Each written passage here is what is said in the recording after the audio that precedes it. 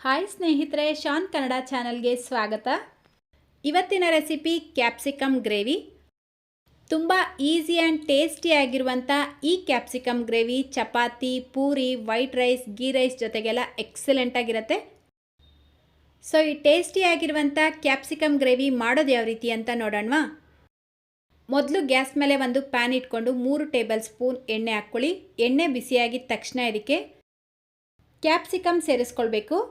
ನಾನಿಲ್ಲಿ ದೊಡ್ಡ ಸೈಜಿಂದು ಒಂದು ಕ್ಯಾಪ್ಸಿಕಮ್ನ ಈ ರೀತಿ ಸ್ವಲ್ಪ ದೊಡ್ಡ ದೊಡ್ಡ ಪೀಸಾಗಿ ಕಟ್ ಮಾಡಿಬಿಟ್ಟು ಸೇರಿಸ್ಕೊಂಡು ಫ್ರೈ ಮಾಡ್ಕೊಳ್ತಾ ಇದ್ದೀನಿ. ಮೀಡಿಯಂ ಫ್ಲೇಮಲ್ಲೇ ಇದನ್ನು ಒಂದು 3-4 ನಿಮಿಷ ಫ್ರೈ ಮಾಡಿಬಿಟ್ಟು ಈ ರೀತಿ ಒಂದು ಪ್ಲೇಟ್ಗೆ ಹಾಕಿ ತೆಗೆದಿಟ್ಕೊಳ್ಳಿ.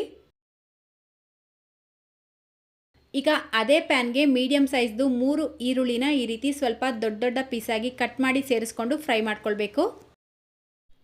ಈರುಳ್ಳಿ ಜಸ್ಟ್ ಟ್ರಾನ್ಸ್ಪರೆಂಟ್ ಆದರೆ ಸಾಕು. ಇದರ ಜೊತೆಗೇ ಮೀಡಿಯಂ ಸೈಜ್ದು 3 ಟೊಮೆಟೊ ಸೇರಿಸ್ಬಿಟ್ಟು ಫ್ರೈ ಮಾಡ್ಕೊಳ್ಳಿ.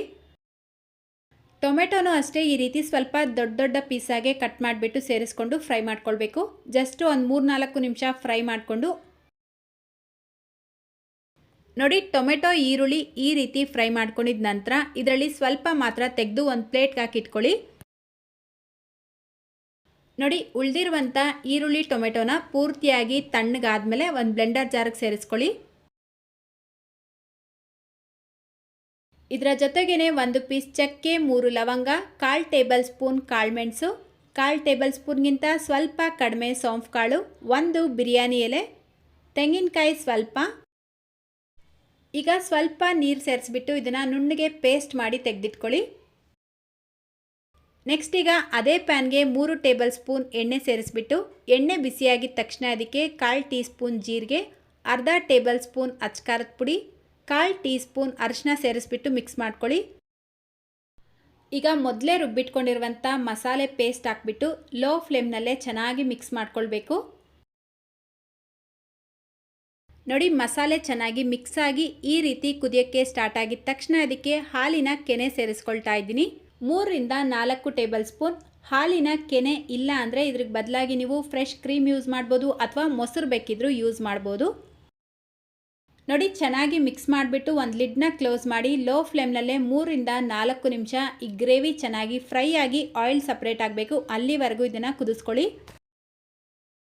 ನೋಡಿ, ಕರೆಕ್ಟಾಗಿ 3 ನಿಮಿಷಕ್ಕೆ ಗ್ರೇವಿ ಚೆನ್ನಾಗಿ ಫ್ರೈ ಆಗಿ ಇದರಿಂದ ಆಯಿಲ್ ಸಪ್ರೇಟ್ ಆಗಿದೆ. ಈ ರೀತಿ ಆಯಿಲ್ ಸಪ್ರೇಟ್ ಆಗಿದ ನಂತರ ಇದಕ್ಕೆ ನೀರು ಸೇರಿಸ್ಕೊಳ್ಬೇಕು. ನಾನಿಲ್ಲಿ ಅರ್ಧ ಕಪ್ಪಷ್ಟು ನೀರು ಸೇರಿಸ್ಕೊಳ್ತಾ ಇದ್ದೀನಿ. ಗ್ರೇವಿ ತುಂಬ ತೆಳುವಾಗಿ ಮಾಡ್ಕೊಳ್ಬಾರ್ದು, ಸ್ವಲ್ಪ ಗಟ್ಟಿಯಾಗೇ ಇರಬೇಕು. ನಂತರ ಇದಕ್ಕೆ ನಾವು ಆಲ್ರೆಡಿ ಫ್ರೈ ಮಾಡಿ ತೆಗೆದಿಟ್ಕೊಂಡಿರುವಂಥ ಈರುಳ್ಳಿ, ಟೊಮೆಟೊ, ಕ್ಯಾಪ್ಸಿಕಮ್ ಸೇರಿಸ್ಕೊಂಡು ರುಚಿಗೆ ತಕ್ಕಷ್ಟು ಉಪ್ಪು, ಅರ್ಧ ಟೇಬಲ್ ಸ್ಪೂನ್ ಗರಂ ಮಸಾಲ ಸೇರಿಸಿ ಒಂದ್ಸಲ ಚೆನ್ನಾಗಿ ಮಿಕ್ಸ್ ಮಾಡ್ಕೊಳ್ಳಿ. ಖಾರ ಕಡಿಮೆ ಇದ್ದರೆ ಇವಾಗ ನೀವು ಬೇಕಿದ್ರೆ ರೆಡ್ ಚಿಲ್ಲಿ ಪೌಡರ್ನ ಸೇರಿಸ್ಕೊಳ್ಬೋದು. ಲಾಸ್ಟಲ್ಲಿ ಸ್ವಲ್ಪ ಕೊತ್ತಂಬರಿ ಸೊಪ್ಪು, ಅರ್ಧ ಟೀ ಸ್ಪೂನ್ ಕಸೂರಿ ಮೇಥಿ ಹಾಕ್ಬಿಟ್ಟು ಒಂದ್ಸಲ ಮಿಕ್ಸ್ ಮಾಡಿ ಲಿಡ್ನ ಕ್ಲೋಸ್ ಮಾಡಿ ಲೋ ಟು ಮೀಡಿಯಂ ಫ್ಲೇಮಲ್ಲಿ 2 ನಿಮಿಷ ಕುದಿಸ್ಕೊಳ್ಬೇಕು. ಈಗ ಕರೆಕ್ಟಾಗಿ 2 ನಿಮಿಷ ಆಗಿದೆ. ವಾವ್, ನೋಡಿ ಗ್ರೇವಿ ಎಷ್ಟು ಚೆನ್ನಾಗಿ ರೆಡಿಯಾಗಿದೆ ಅಂತ. ಈ ರೀತಿ ಗ್ರೇವಿಯಿಂದ ಆಯಿಲ್ ಸಪ್ರೇಟ್ ಆಗಿರಬೇಕು, ಆವಾಗಲೇ ಗ್ರೇವಿ ಟೇಸ್ಟ್ ಕೂಡ ಚೆನ್ನಾಗಿರೋದು.